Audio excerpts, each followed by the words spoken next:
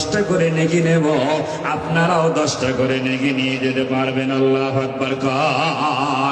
ও বেনাপোল এলাকার বাইরে গভীর মনোযোগ দিতে হবে। সেটা হলো এই যে কুরআনুল কারীমের মাহফিলে এসেছি, আল্লাহ কিন্তু সবাইকে আনেন নাই। এলাকার ভিতরে এত সুন্দর প্যান্ডেল, এত সুন্দর সাউন্ড সিস্টেম করা হলো, কিন্তু লোকের উপস্থিতি এখনো কিন্তু আমরা সেইভাবে অ্যাভেলেবেল পাই নাই। কিন্তু অনেক মানুষ তারা বাইরে ঘোরাফেরা করছেন রে ভাই। এই মাহফিল জীবনের শেষ মাহফিল হতে পারে। পিতামাতার জন্য একটু প্রাণ খুলে আমরা দোয়া করতে চাই। এই জন্য মেলা বাজারে ওই চার দোকানে আর জিলাপের দোকানে না থেকে আমি আপনাদেরকে অনুরোধ করি, একটু মেহেরবানি করে এসে কোরআনের মাহফিলে আপনারা বসে যান। আল্লাহ পাক কুরআনুল কারীমের ভিতরে বলেন, লা ইন শাকারতুম লাযিদান্নাকুম ওয়া লা ইন কাফারতুম ইন্না আযাবি লাশাদীদ। আল্লাহ পাক কুরআনুল কারীম সূরা ইব্রাহিমের 7 নম্বর আয়াতের ভিতরে জানান যে আমার শুকরিয়া আদায় করবে তার নিয়ামতকে আমি আল্লাহ তাআলা বৃদ্ধি করে দেব।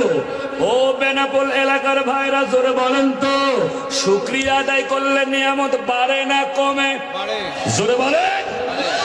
আর কুফরি করলে কিন্তু আল্লাহ আযাবের ব্যবস্থা রেখেছে। এটা কিন্তু এই সূরার আয়াতের ভিতরে মহান আল্লাহ জানায় দিলেন। ও ইমানদার মুসলমানেরা, আপনারা কেন শুকরিয়া আদায় করবেন না? এই যে আপনার দেহের দিকে একটা বারের জন্য তাকায় দেখেন, কত সুন্দর দামি দামি জিনিস আল্লাহ পাক আমাদের দেহের ভিতরে দিল। এই দেহের ভিতরে প্রধান 2টা জিনিস আছে। একটার নাম হলো কন্ট্রোল রুম, যেটাকে বলা হয় ব্রেন। আর একটার নাম হলো জেনারেটর, যেটাকে বলা হয় হার্ট। হার্টের দায়িত্ব হলো শরীরের ভিতরে রক্তগুলিকে পাঞ্চিং করা। নারীর ভিতরে চর্বি জমে থাকার কারণে রক্তগুলো পাঞ্চিং হতে পারে না। এই জন্য ওই মানুষগুলো কিন্তু প্যারালাইজড রোগী হয়ে যায়। প্যারালাইজড রোগীরা যদি বেঁচে যায় তাদেরকে কিন্তু বাইপাস করা লাগে।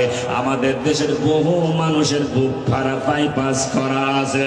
ও বেনাপোল এলাকার বাইরে গভীর মনোযোগ দিতে হবে। সেটা হলো এই বাইপাস করতে গেলে ছাগলের রক্ত দিয়ে হয় না, এই বাইপাস করতে গেলে গরুর রক্ত দিয়ে হয় না।